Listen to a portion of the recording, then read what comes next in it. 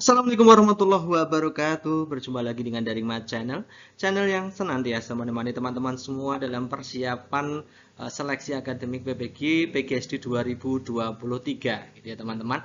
Oke, kali ini Daring Channel akan memberikan materi tentang soal-soal dan bagaimana cara menjawabnya. Materi dari seleksi akademik PPG 2023 statusnya adalah next level. Ini judulnya adalah next level.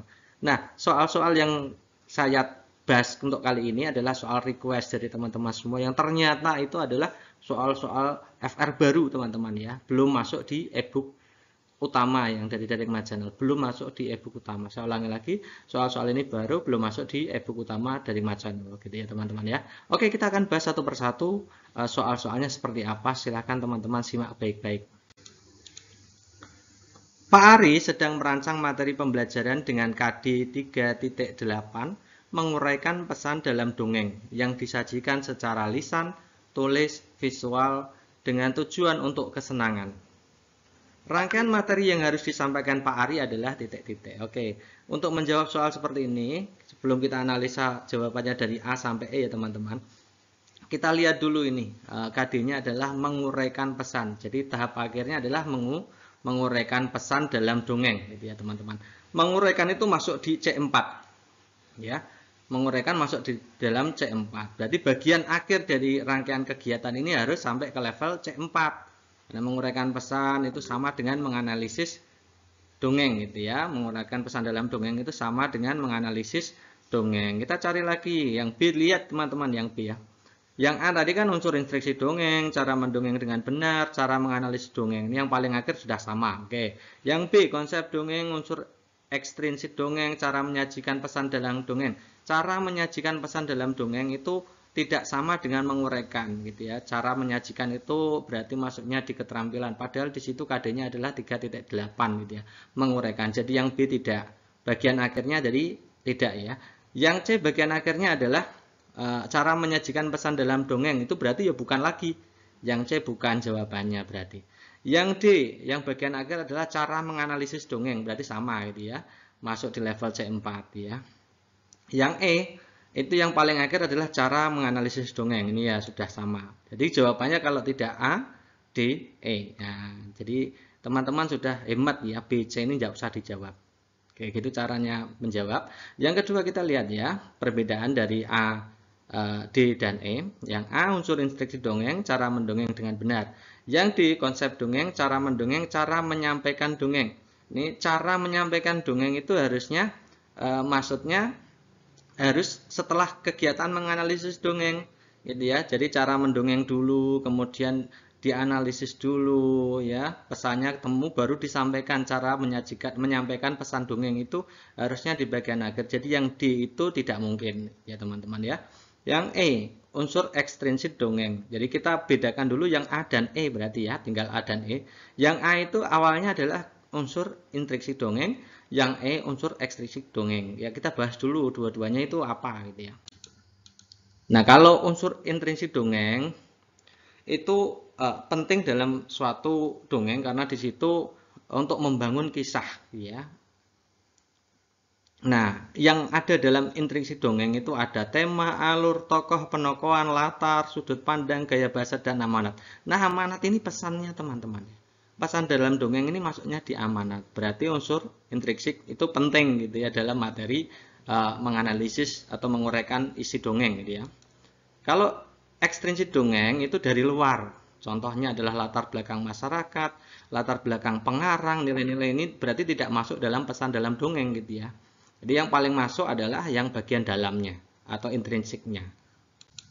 Maka pilihan jawaban yang paling tepat itu tadi yang A berarti ya teman-teman ya.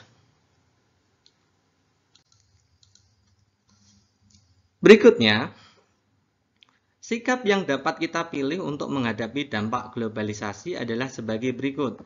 1. Meningkatkan keimanan dan ketakwaan kepada Tuhan Yang Maha Esa, menggunakan produksi dalam negeri untuk mengangkat ekonomi rakyat, menerima nilai-nilai asing yang sesuai dengan kepribadian bangsa Indonesia, melestarikan sumber daya alam dari pencemaran global, meningkatkan disiplin dan tanggung jawab, giat meningkatkan kerjasama dengan negara lain, 7. Menerima budaya asing sebagai keniscayaan. 8. Menerima budaya baru apapun yang berbasis teknologi. Yang termasuk sikap positif yang dibutuhkan dalam menghadapi globalisasi di bidang ideologi, teman-teman. Ini ideologi. Kita cek ya. Yang pertama, meningkatkan iman dan takwa. Ini urusan religius. Berarti ini cocok ya. Salah satu untuk menangkal ideologi ya harus meningkatkan keimanan dan ketakwaan. Yang B, menggunakan produksi dalam negeri, berarti ini bidang ekonomi, tidak masuk ya. Tadi bidangnya adalah ideologi. Yang ketiga, menerima nilai-nilai asing yang sesuai dengan kepribadian bangsa Indonesia, berarti ini sama ya, hubungannya dengan Pancasila ya. Berarti masuk di ideologi. Melestarikan sumber daya alam dari pencemaran global, ini bukan ideologi ya, ini berhubungan dengan alam gitu ya. Yang 5, meningkatkan disiplin dan tanggung jawab, ini termasuk bagian dari ideologi teman-teman gitu ya. Kepribadian ya, berarti ideologi ya. Giat meningkatkan kerjasama dengan negara lain, ini kerjasama itu bidangnya banyak, tapi tidak mungkin di bidang ideologi kan gitu ya. Bisa politik ya, bisa ekonomi, bisa kebudayaan. Jadi yang 6 ini bukan. Menerima budaya asing sebagai keniscayaan, itu juga bukan. Ini dampak negatif ya. Menerima budaya baru apapun yang berbasis teknologi. Ini berbasis teknologi ini saya kira bukan, ini kan masuk di teknologi gitu ya teman-teman ya. Jadi jawabannya 1, 3, 5. 1, 3, 5. Ya. Soal berikutnya, ketika menjelaskan suatu konsep, guru kurang memahami adanya data baru. Sementara ada siswa yang dapat menyampaikan data baru secara akademik. Oleh karena itu, guru dapat melakukan klarifikasi kepada kelas dengan cara bagaimana? Oke, kita langsung analisa saja jawabannya, opsi pilihan gandanya. Yang A, cara belajar tidak hanya mengandalkan apa yang dijelaskan oleh guru. Oke. Meminta kelas untuk menemukan data baru, padahal tadi beberapa siswa, ada siswa saja, jadi tidak semuanya gitu ya. Yang C, memberi kesempatan siswa yang memiliki data baru untuk klarifikasi di kelas. Nah, ini benar ya teman-teman. Yang C ini benar. Mengarahkan siswa mengklarifikasi apa yang akan dijelaskan di kelompok. Ini kok hanya di kelompok, harusnya di dalam kelas gitu ya. Yang E, meminta siswa yang memahami data baru menuliskan dalam kertas kerjanya. Nah, nanti publikasinya bagaimana? Harus diterangkan, harus diklarifikasikan ke dalam kelas. Ini berarti bukan ya teman-teman ya. Jadi jawaban yang paling tepat adalah C. Bu Widya akan melaksanakan pembelajaran kompetensi dasar menulis teks puisi. Berdasarkan pengalaman yang dialami, salah satu rumusan tujuan pembelajaran yang sesuai dengan KD tersebut adalah titik-titik. Ini yang ditanyakan adalah rumusan tujuan pembelajaran. Teman-teman tahu ya, rumusan pembelajaran itu harus minimal memuat A, B, C, D. Audience atau peserta didiknya, behavior atau keterampilan yang akan diukur, kemudian condition ya, kemudian degree atau tingkatannya seperti apa. Harus memenuhi itu ya teman-teman ya. Kita lihat sekarang. Yang A, dengan mengamati suatu objek di lingkungan, siswa mampu membuat puisi dengan prosedur penelitian. Ini degree-nya tidak ada. Ya, ini membuat puisi ya, sama dengan menulis puisi, sama dengan KD-nya. Yang A KD-nya sama tapi kurang degree. Ya, ini masuk C6 nih, juga C6 ya. Sama nih, menulis sama membuat sama. Yang B, jika diberikan sebuah cerita mampu menganalisis. Nah, menganalisis ini maksudnya di C5. C4 ya, C4 bukan C5, C4. Dengan membaca buku teks, siswa mampu membuat puisi C6. Oke. Dengan mengamati suatu objek di lingkungan, siswa mampu menuliskan kata-kata yang berkaitan dengan objek. Nah, padahal di situ KD-nya menulis teks puisi, bukan menulis kata-kata yang berkaitan dengan objek. Berarti yang D ini bukan. Yang E, dengan mengamati suatu objek di lingkungan, siswa mampu membuat kerangka fiksi. Padahal tadi KD-nya adalah menulis teks puisi, bukan membuat kerangka fiksi. Jadi ini tidak mungkin. Ya, jadi jawabannya yang cocok adalah A sama C. Ya, A sama C. Lalu kita analisa, AC itu berdasarkan kelengkapannya yang lengkap yang mana? Yang A itu kurang degree-nya. Dengan mengamati suatu objek di lingkungan, itu berarti kondisinya. Siswa itu berarti masuk di audiennya. Membuat puisi itu berarti di behaviornya degree-nya tidak ada yang A. Yang C dengan membaca buku teks itu kondisinya. Siswa itu berarti audiennya. Membuat puisi itu berarti behaviornya. Dengan benar itu degree-nya. Nah, dengan benar inilah degree, teman-teman. Jadi A, B, C, D-nya itu masuk semua. Nah, maka jawaban yang paling tepat ya C ini. Meskipun pendek ya, biasanya teman-teman itu terjerumus dengan jawaban yang panjang ya. Padahal jawaban panjang belum tentu benar gitu ya, teman-teman ya. Soal berikutnya ini agak berat nih ya, soalnya agak lama. Jadi nanti kalau memang teman-teman tidak paham ya, hafalkan saja soalnya, kemudian cara menjawabnya begitu, kunci jawabannya seperti apa. Wah, andaikan teman-teman tidak memahami. Kalau lebih memahami lebih bagus gitu ya. Pak Ahmad akan membuat almari di bawah tangga. Panjang tangganya 10. Tangganya, tadi yang miring itu 10 ya teman-teman ya. Tinggi tembok dari lantai sampai ujung tangga adalah 8. Jadi tinggi temboknya sampai ke ujung atas dari tangga 8. Perbandingan tinggi pintu almari, tinggi tembok. Jadi gambarnya itu Y dengan X kan tinggi X 2:3. Yang ditanyakan adalah kira-kira lebar pintu almari berapa. Opsinya 2, 6, 4, 5,3, dan 6,6. Oke, kita akan bahas. Gambarnya kita buat dulu ya. Ini gambarnya. Saya langsung aja tuliskan di situ tadi tangganya 10. Kemudian tinggi temboknya 8. Saya pasang di situ gitu ya. Oke. Kemudian kita buat begini. Kita cari dulu yang nilainya jarak antara kaki tangga dengan tembok. Kaki tangga dengan tembok yang bagian bawah, segitiga itu yang sisi bawah itu kita akan cari dulu panjangnya berapa. Nah, karena bentuknya segitiga siku-siku maka kita mengenal teorema Pythagoras. Nah, mencari kakinya kan tinggal akar dari yang miring 10 kuadrat dan yang tegak 8 kuadrat. 10 kuadrat dikurangi 8 kuadrat. 10 kuadrat 100, 8 kuadrat 64. Jadi 100 dikurangi 64, 36. Akarnya berapa? 6. Oh, ternyata segitiganya yang bagian bawah itu 6. Jarak antara kaki tangga dengan tembok itu ternyata 6. Ya, sekarang kita cari yang panjang XY-nya ya. Tadi X banding Y. X banding Y, X-nya lebih tinggi berarti 3 ya, Y-nya 2 tadi ya. Nah, X-nya ternyata tinggi tembok kan 8. Jadi X-nya kita ganti dengan angka 8. 8 per Y sama dengan 3/2, menentukan nilai Y mudah. Y itu bersilangan dengan angka 3, maka angka 3 di bawah. Jadi 8 kali 2 dibagi 3.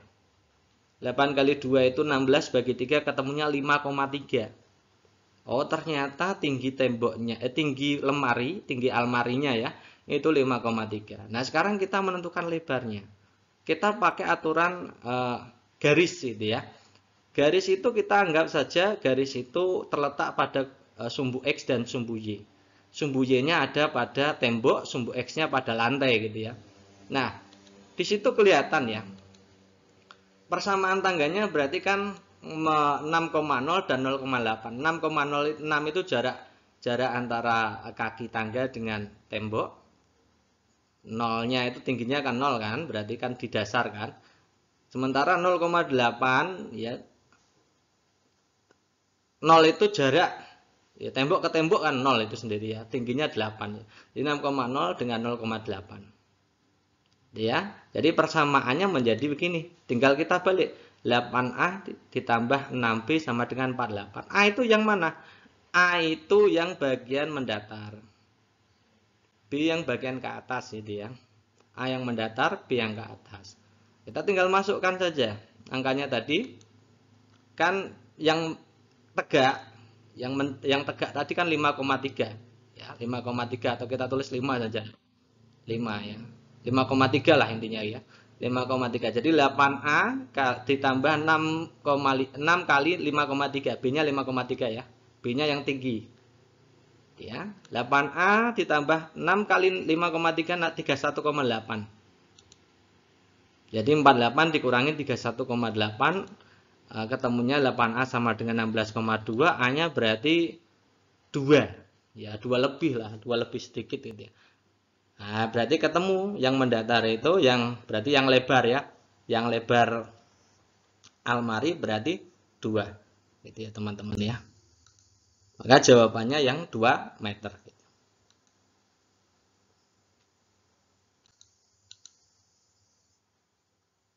Salah satu cara guru membangkitkan motivasi siswa dalam pembelajaran di kelas dan untuk membangun keunggulan bangsa bersanding dengan bangsa lain dapat dilakukan dengan cara, oke, di situ teman-teman lihat ya.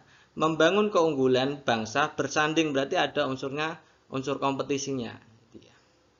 Membangun keunggulan bangsa untuk bersaing dengan bangsa lain kan gitu, seperti itu. Kira-kira bagaimana motivasi yang tepat yang harus dilakukan guru? Oke, kita lihat langsung analisa yang A. Mencontohkan prestasi unggul pada pemain bulu tangkis di kancah dunia. Ini hanya mencontohkan. Apa bisa membangun keunggulan bangsa bersanding dengan bangsa lain? Tidak ya.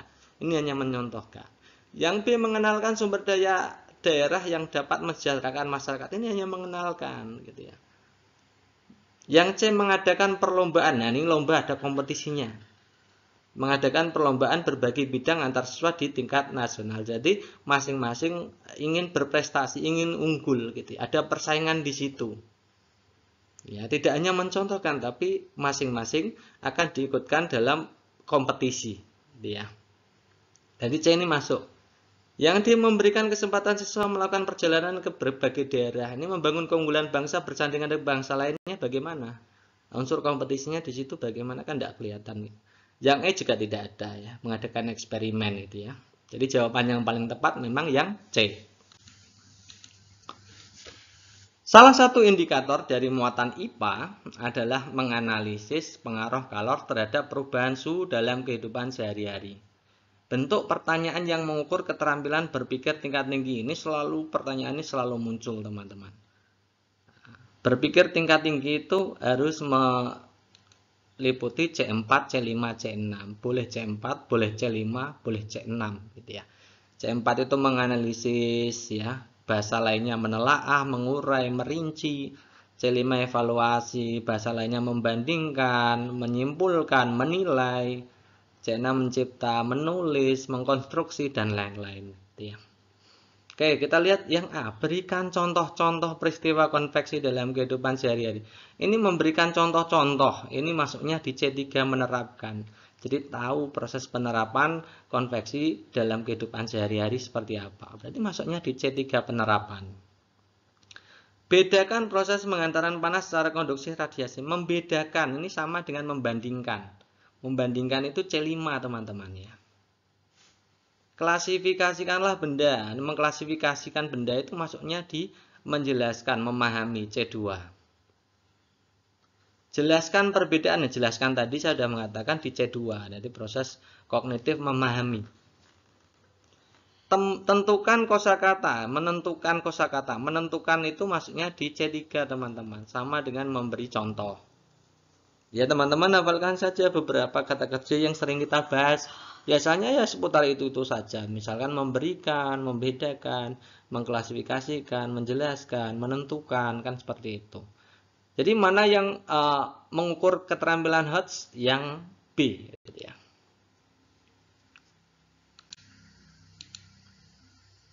Soal berikutnya, ini soalnya panjang sekali. Jadi seorang guru dalam pembelajaran memberikan PR. Beberapa soal operasi hitung campuran berikut adalah pekerjaan salah satu siswa yang bernama Vano. Vano menyelesaikan soal dengan tahapan sebagai berikut. Ini gambarnya ini. Ini pekerjaannya Vano. Dia yang atas gambarnya itu. Pernyataan yang benar mengenai penyelesaian soal yang dilakukan Vano adalah titik-titik. Kita lihat opsi pilihan gandanya. Vano mengalami kesalahan dalam melakukan operasi penjumlahan pecahan pada tahap 5. Pada tahap 5 salah ini ya. Yang B, ada kesalahan yang dilakukan Vano dalam mencari pecahan sejati hasil penyelesaian operasi pecahan tersebut, maka guru perlu memberikan balikan. Oke, yang C, mengalami kesalahan dalam melakukan operasi pecahan pada tahap 3. 4, Vano mengalami kesalahan dalam melakukan operasi bilangan bulat pada tahap ke-6. Ada kesalahan yang dilakukan Vano dalam menyederhanakan pecahan dalam penyelesaian operasi bilangan tersebut, maka guru perlu memberikan balikan yang tepat terkait dengan penyederhanaan pecahan. Oke, kita bahas dulu. Oke, coba kita selesaikan. Ini jawabannya Vano gitu ya. Oke, kita analisa yang pertama. Langkah pertama, berarti mengubah 1,2 menjadi 1,2/10. Benar enggak? Koma 2 itu berarti satu angka di belakang koma, berarti per 10 benar. Berarti 1, 2 per 10. Jadi yang pertama ini benar. Ini benar ya. Oke, yang kedua juga benar itu teman-teman. Mengubah semuanya menjadi pecahan biasa. 1 per 6 jadi 7 per 6. Oke, dengan cara kenapa angkanya 7? 6 kali 1, 6 itu yang bawah dikalikan depannya 1, ditambah yang atas 1. Jadi 7 per 6 gitu ya.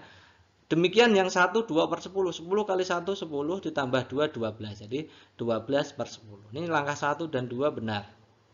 Oke ya. Menuju langkah 3 teman-teman. Itu 7 per 6 menjadi 7 per 6 kali 10. 12 10 menjadi 12 kali 10 kali 6. Nah, ini kita tuliskan. Harusnya kan bukan begitu gitu ya. Coba ya. Ini tadi kan jawabannya gini kan ya. 7 per 6 kali 10 kan 60. Jadi 7 per 60, 12 juga per 60. Masa ini sama? Perhatikan.